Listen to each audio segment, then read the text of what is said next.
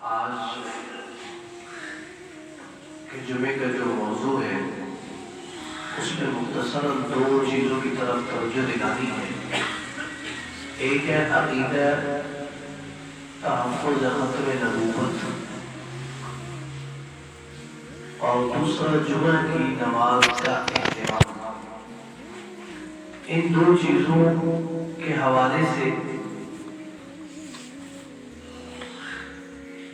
ہمارے اندر بہت ساری کوتاہیاں پائی جاتی ہیں، کمیاں پائی جاتی ہیں۔ پہلی جو میں نے آپ کے سامنے آیت پڑھی سورہ احزاب کی آیت نمبر 40، جس میں اللہ رب العزت نے ختم نبوت کے عقیدے کو واضح فرمایا۔ ما کان محمد ابا احد من رجالکم، کہ محمد تمہارے صلی اللہ علیہ وسلم تمہارے مردوں میں سے کسی کے باپ نہیں ہے، اس لیے کہ رسول اکرم صلی اللہ علیہ وسلم کی جو لڑکا اولاد تھی وہ فوت ہو گئی، اور اس کے بعد جو حضور کی صرف بیٹیاں تھیں۔ وَلَٰكِنْ رسول اللہ، لیکن اللہ کے رسول ہیں۔ وَخَاتَمَ النَّبِيِّينَ، اور اس کے بعد نبیوں کا جو سلسلہ ہے وہ سب ان پر ختم ہے، سب سے آخری نبی ہے۔ چونکہ یہ آیت جب نازل ہوئی تھی تو حضرت زید بن حارثہ رضی اللہ تعالی عنہ حضور کے منہ بولے بیٹے تھے، حضور نے اپنا بیٹا قرار دیا تھا، تو لوگوں نے زید کو زید بن محمد کے نام سے جو ہے وہ پکارتے تھے۔ تو چونکہ اس سے پہلے آیات میں اللہ نے منہ بولے بیٹے کے احکام ذکر کیے، تو اسی آیت کے ذیل میں یہ بتا دیا کہ منہ بولا بیٹا جو ہے وہ حقیقی بیٹا نہیں ہوتا۔ دوسری بات، رسول اکرم صلی اللہ علیہ وسلم مردوں میں کسی کے باپ نہیں ہیں، حضور کی جو بیٹیاں باقی تھیں حضور کی بیٹیاں تھیں، اس لیے حضور علیہ السلام جو ہے تو اللہ کے رسول ہیں۔ اور اگلا بڑا اعزاز رسول اکرم صلی اللہ علیہ وسلم کو جو اللہ نے عنایت فرمایا وہ نبیوں کی مہر لگ گئی۔ آخری نبی ہمارے نبی حضرت محمد رسول اللہ صلی اللہ علیہ وسلم تھے، ہیں اور رہیں گے قیامت تک آنے والی انسانیت کے آخری اور حقیقی نبی ہیں، اور انہی پر ایمان لانا ہے۔ آج بھی کوئی کافر ایمان لائے گا تو وہ لا الہ الا اللہ پڑھنے کے بعد محمد رسول اللہ کہے گا، اور کل قیامت تک آنے والا مسلمان وہ بندہ جو ایمان لائے گا وہ کلمہ پڑھے گا محمد رسول اللہ صلی اللہ علیہ وسلم کا۔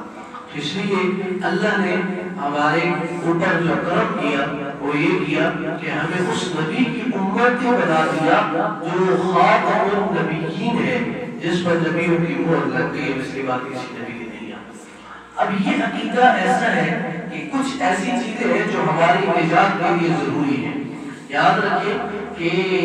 ایسے دین کے کچھ معاملات مسائل ایسے ہیں جن کے بارے میں جاننا اور ان کا عقیدہ رکھنا یہ ضروری ہے۔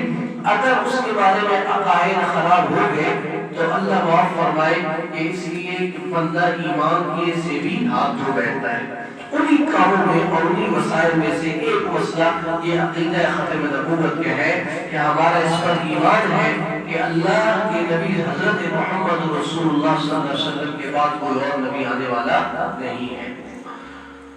بہت سارے آپ کو جماعت ملے گی اور ایک جماعت کو اس بات کو قائل ہے کہ آپ کے بعد وہ ملعون مرزا غلام احمد قادیانی کو نبی تسلیم کرتے ہیں، جبکہ یہ ایک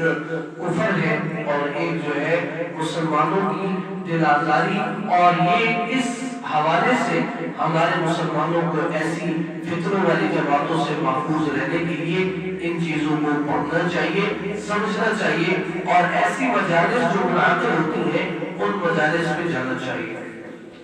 تو اس لیے پہلی بات تو یہ ہو گئی کہ ہمارا عقائد میں سے جو سب سے بڑا عقیدہ وہ یہی ہے کہ ہمارے آخری نبی حضرت محمد رسول اللہ صلی اللہ علیہ وسلم ہے، اور اس کے بعد کسی نبی نے نہیں آنا، یہ ہمارا اس پر ایمان ہے۔ اور جس شخص کا اس عقیدے کے خلاف عقیدہ ہوگا تو وہ ایمان والا نہیں ہوگا، اس کا ایمان نہیں ہوگا۔ اس لیے کہ ایمان کامل ہو نہیں سکتا جب تک کہ رسول اکرم صلی اللہ علیہ وسلم کی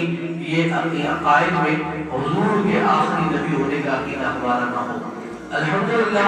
علماء کرام نے بہت محنت کی اور بڑی بڑی جو ہے وہ تکلیفیں سہ کر بھی آج پاکستان کی جو ہے عدالتوں میں بھی آج پاکستان کی ہر جگہ پر ایون کہ آپ کا جو نکاح نامہ ہوتا ہے اس کو بھی خاتم النبیین کے جو ہے وہ شیخ آ گئی ہے اور حلف نامہ آ گیا ہے۔ تو یہ ان حضرات کی محنتیں ہیں جو انہوں نے کی ہیں، اللہ تعالیٰ ان محنتوں کو قبول فرمائے۔ تو پہلی بات یہی تھی کہ ہمیں جو ہے اس عقیدے کے مطابق پڑھنا چاہیے، سوچنا چاہیے اور سمجھنا چاہیے، یہ ضروری ہے ہر مسلمان کے لیے۔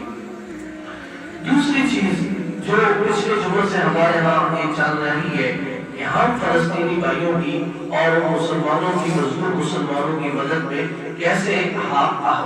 ان کی مدد کا حق ادا کر سکتے ہیں، کیسے ان کے ساتھ معاون اور ان کے دستے بازو بن سکتے ہیں۔ اس